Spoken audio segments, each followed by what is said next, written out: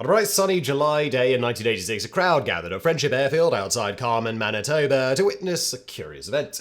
As they watched, the doors of one of the airfield's ramshackle hangars slid open and out taxied an aircraft unlike anyone had seen before. The nose and cockpit was sleek and futuristic, resembling that of the supersonic Lockheed SR-71 Blackbird, but that was where the elegance ended. For awkwardly bolted to this cockpit was a Frankenstein's combination of short, stubby wings, a bulky fixed undercarriage, a rear-mounted engine, and pusher propeller, and a pair of chunky, upward-raked tail booms. The brainchild of eccentric self-taught engineer and aircraft restorer Bob Diemert, the aircraft was far more than a one-off home-built, representing the culmination of Diemert's single-minded crusade to revolutionize aerial warfare and arm his home country for far cheaper than conventional fighter jets. This is the story of the Defender, the Canadian warplane that never was. Robert Diemert was born on October 4th, 1938 in Morden, Manitoba. Raised in the southern Manitoba towns of Winkler and Manitou, from an early age, Diemert showed a great aptitude for mechanics, building his own car at the age of 14. But it was only after he moved to Carmen in the late 1950s that he would discover his true passion.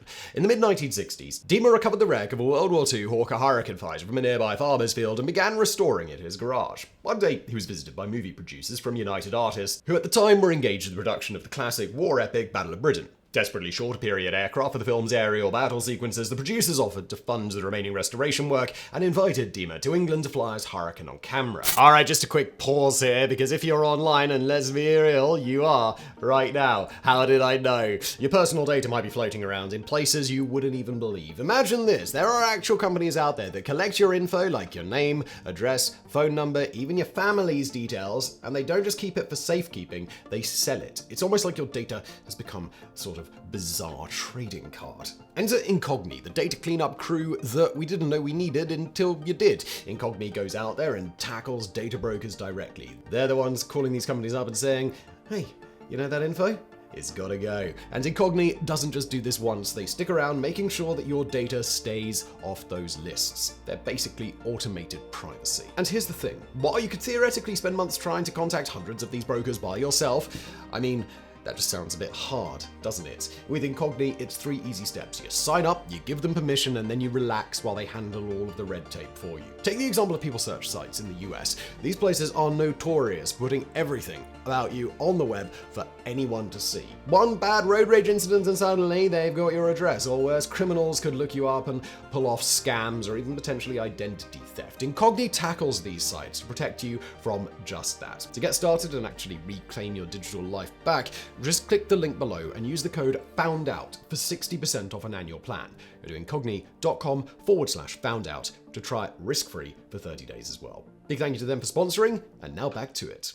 At the age of only 28, Diemert became one of the film's primary stunt flyers, kick-starting a lifelong love affair with aviation and vintage aircraft restoration. With the money earned from filming the Battle of Britain, in January 1969, Diemert launched an expedition to the island of Bougainville, Papua New Guinea, where the wrecks of some 20 World War II Japanese aircraft had been found on the overgrown remains of Belay Airfield, where they had been abandoned in 1943. Badly eroded by the humid tropical climate, the aircraft had to be cut into pieces and carried out of the jungle by local porters. On returning to Canada, Diemert set up shop in a collection of old hangars and other relocated buildings at Friendship Airfield outside Carmen, all which would become his base of operations for the next 50 years. There, Diemert and 3 assistants spent 4,800 man-hours restoring a Japanese HED-3A Val dive bomber to flying condition. The first in history to be so restored, the aircraft currently resides in the Plains of Fame Museum in Chino, California. Diemert also would restore around a dozen warbirds over his lifetime, including 3 Mitsubishi A6M0s, a Curtiss P-40 Warhog, a Lockheed P-38 Lightning, a Bristol Bolingbroke, and a Fairey Firefly. But while he was undoubtedly a pioneer in the field of warbird restoration, Diemert's training led to some unfortunate practices, such as using off-the-shelf parts from the hardware store in his restorations and adding extra seats and other period-inaccurate features to aircraft. In nearly every case, the eventual owners of these restorations have had to completely rebuild the aircraft to correct Diemert's more creative choices. But the project that would turn Bob Diemert into an aviation legend and Canadian folk hero would not come about until the late 1970s, when the Canadian Armed Forces began searching for a new fighter jet to replace its aging fleet of Canadair CF-014 Starfighters, McDonnell CF-101 Voodoos, and Canadair CF-116 Freedom Fighters. The frontrunners in the competition were the General Dynamics F-16 Flying Falcon, the McDonnell Douglas F-15 Eagle, the Grumman F-14 Tomcat, and the McDonnell Douglas F-18 Hornet, all estimated to cost upwards of $30 million each. To Demert, this eye-watering price tag was symptomatic of the massive waste and inefficiency of the military procurement process. Not only that, but none of the proposed aircraft would allow Canada to carry out its primary NATO mission, halting a Soviet ground invasion of Western Europe. At most, Demert reasoned Canada would be able to buy 200 jets. With around half kept at home to defend Canadian airspace and a small number kept in reserve, fewer than 100 could be deployed to Europe, far too few to halt a Soviet advance. Worse still, Soviet tanks would be next to impossible to see, let alone attack, from a high-flying supersonic jet. Instead, Demert envisioned an air force composed of thousands of smaller, simpler, domestically built attack aircraft. Flying low and slow, these aircraft would be more easily able to spot and attack Soviet armor at close range. They would also be hundreds of times cheaper than even the most affordable modern fighter jet, just $25,000 each. For the price of a few hundred F-15s or F-18s, Canada could buy tens of thousands of light attack aircraft, allowing the Canadian Air Force to completely overwhelm Soviet air defenses by sheer numbers alone. Demert called his wonder aircraft the Defender, and in the early 1980s he embarked on a quixotic quest to produce a prototype of the Defender and convince the Canadian military to adopt it. If he succeeded, Demert would become the first Canadian manufacturer of original military aircraft since the ill-fated Avro Canada, which shut down in 1962 after the Canadian government cancelled the development of its advanced CF-105 Arrow interceptor. But every hero needs a trusty sidekick, and the Sancho Panza to Demert's Don Quixote was Chris Ball. Born in Winnipeg on June 26, 1952, Ball was an inveterate tinkerer with a lifelong passion for eccentric home-built cars. Recognizing his mechanical aptitude, in 1970 Ball's parents took him to Carmen to meet Bob Demert, kicking off a nearly 50-year working relationship. Shortly thereafter, Ball joins the Royal Canadian Air Force, serving 5 years in Germany as a communications specialist before returning to Winnipeg and working as an instrument and radio technician at Bristol Aerospace and Standard Aero Ltd. This experience proved invaluable when, in the mid-1970s, Ball joined Demert's Japanese aircraft restoration project. And when Demert began developing the Defender in earnest, Ball joined the project full-time, moving first to an apartment in Carmen and then to a room built onto the side of one of Demert's hangars. In addition to his electronic skills, Ball also owned a large collection of vehicles, including a World War II British Universal Carrier, a type of lightly armoured tracked transport. Along with a borrowed crop duster aircraft, Ball and Demert used the Universal Carrier to play hide-and-seek in the fields around Carmen, demonstrating the practicality of the Defender concept. Slowly, the basic design of the Defender began to take shape, with many of the early concepts being sketched out directly on the hangar floor. To minimize costs, the Defender was powered by an inexpensive 4-cylinder gasoline engine, which Demert mounted on the rear of the aircraft in pusher configuration flanked by twin tail booms. This allowed the armament to be mounted on the aircraft's centerline and fire forward without having to synchronize the guns with the propeller. The aircraft was also fitted with cheap and robust fixed landing gear, and since the Defender was designed to attack at low altitude and speed, Demert surrounded the cockpit in a bathtub of armor plating to protect the pilot against small arms fire, taking inspiration from the World War II Ilyushin IL-2 Stormovik ground attack aircraft. So far, so good, but no sooner were the fuselage and tail booms complete that Demert ran into a snag. At 300 kilograms, the armored cockpit was so heavy that the wings would need twice the lift of a conventional airfoil to get the aircraft off the ground. And you may recognize this as a bit of a problem. But Demert, undeterred as always, set off in search of just such a wing, testing over 260 airfoil sections over a 3-year period. His methods were characteristically Bob Demert. At first, he and Curtis Ball built a wind tunnel powered by a small aircraft engine, and when this proved insufficiently powerful, they mounted the airfoil sections to a special lift balance mounted in the bed of his pickup truck and drove at high speeds down country roads, with Ball balancing in the back reading the instruments. And the instruments in question? A pair of rusty bathroom scales. Of course. Unfortunately, the project failed to yield a sufficiently efficient airfoil, so Demert added extra lifting surface by mounting a large stabilizer or canard to the nose of the aircraft. But while the design, odd-looking as it was, should have worked on paper, the maiden flight told a different story, as Chris Ball later recalled, "And we saw the machine lift off the ground, and I was just forming the thought, well, it actually flies. And the next thing I knew, it had pitched up and it was pointing vertically up in the air and fell back on itself and hit the ground almost vertically nose first, and there was a resounding thud, and you could hear the propeller disintegrating. Demont's long-suffering wife, Elaine, herself an accomplished pilot, was rather more blunt in her assessment. It flipped over on the runway, nose down, and I ran out to the airplane, and I wasn't sure what I was going to see. What I did see was him crawling out from under it with blood all over his face, but at least he was alive. Bruised but not beaten, Dima reverted to a more conventional single-wing design, but now he faced a more pressing problem: lack of money. At first, he applied to the Canadian Armed Forces for a small research grant, but was denied on the grounds that no funds were available. Worse still, by this time the Air Force had made its decision and purchased 135 McDonnell Douglas CF-18 Hornets for $2 billion.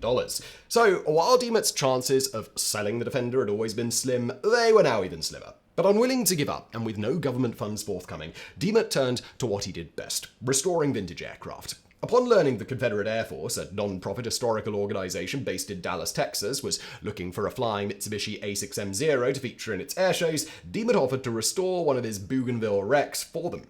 The project would prove to be one of the most complex and difficult aircraft restorations in history. Nearly 90% of the wing structure had corroded beyond repair and had to be built from scratch. With little original technical data available, Dimont had to contact 79-year-old Jiro Horikoshi, the Zero's original designer, to obtain the last surviving set of blueprints. But the problems didn't end once the airframe was complete. Dimont had forgotten to account for the size of the hangar door, forcing him and his team to awkwardly and carefully wiggle the aircraft through the opening with various jacks and winches. It was then, however, that Dimont came up against his greatest nemesis of all, government bureaucracy. Given the less than stellar performance of the first Defender prototype, the Canadian Department of Transport refused to grant Dimont a certificate of airworthiness for his rebuilt Zero, forcing him to dismantle the aircraft and transport it to Texas by road. And if things couldn't get any worse, upon taking delivery of the Zero, the Confederate Air Force discovered a host of flaws in the airframe, which had to be stripped down and painstakingly rebuilt over the course of 6 months. Back in Carmen, Dimont continued his work on the next Defender prototype, though he increasingly found himself at loggerheads with Transport Canada. Among the issues they quarrelled over was the requirement that a parachute be worn while testing experimental aircraft. Dimont pointed out that a parachute was pointless since the pilot would be killed by the pusher propeller as soon as he bailed out. Furthermore, his cockpit design for the Defender was far more survivable than most aircraft, otherwise his mishap in the first prototype would have certainly killed him. Despite this flawless logic, Transport Canada held firm and Dimont was forced to capitulate to their terms. Finally, in 1986, Dimont taxied the Defender out of the hangar and onto the freshly mowed grass field and prepared once more to take to the skies. As a salute to the Avro Arrow, the last Canadian designed and built warplane to fly, Dimont gave the aircraft the call number RL-208. But the comparison was a stretch, for the new prototype was only marginally airworthy even on paper. Having abandoned his search for high-lift airfoils, Dimont opted to fit the prototype with a set of surplus Cessna wings and just kind of hope for the best. And with the violent demise of the first prototype fresh in everyone's minds, Dimont would be followed throughout his takeoff by Chris Ball in a chase car, naturally one of his odd kit-built hot rods. Fire extinguisher at the ready, Ball would be ready at a moment's notice to jump in and rescue Dimont from any mishaps. With a crowd of curious townsfolk looking on, Dimont opened the throttle and the ungainly-looking aircraft began to trundle down the airstrip. Faster and faster it went, the wings and wheels bobbing promisingly as the airframes struggled to climb into the air. But then, suddenly, it veered off to the side and skidded to a halt on the edge of the field. The front landing gear wheel had broken off. Undeterred as always, Dimont towed the Defender back into the hangar, repaired the wheel, and tried again. But no matter how many times he tried, the aircraft refused to become airborne. The airframe was simply too heavy, the engine too underpowered, and so it was back to the drawing board. While Dimont would continue to work on the Defender on and off for several more years, eventually the project petered out and he moved on to other things. In the early 2010s, for example, he and Chris Ball began working on a type of wing-in-ground effect, or WIG vehicle. These vehicles, also known by the Russian word ekranoplane, don't fly like conventional aircraft, but rather float a few meters above the ground on a cushion of air built up beneath their stubby wings. This allows them to travel very efficiently over all kinds of open terrain, even water. For Dimont and Ball, such vehicles were ideal for transporting people and goods to remote northern communities which are normally accessible only by winter ice roads or rail. This accessibility issue had only become worse in recent years as climate change and melting permafrost causes rail lines and ice roads to fail. But like his dream of revolutionizing aerial warfare, Dimont's vision of opening up the north was not to be. Robert Dimont, mad genius, naive dreamer, folk hero, died on January 11th, 2024 at the age of 85. But his legend lives on in a 1988 National Film Board documentary by director Stephen Lowe, which which both celebrates and pokes good-natured fun at this eccentric Canadian out-of-the-box approach to problem-solving. Diemut also lives on in the hearts and minds of those who knew him, who remember him as an inspirational figure who never backed down in the face of adversity. As one longtime friend summed up, "I think Bob just allowed me to see a different side of aviation. Things that are possible. When others say it's impossible, Bob would often prove people wrong."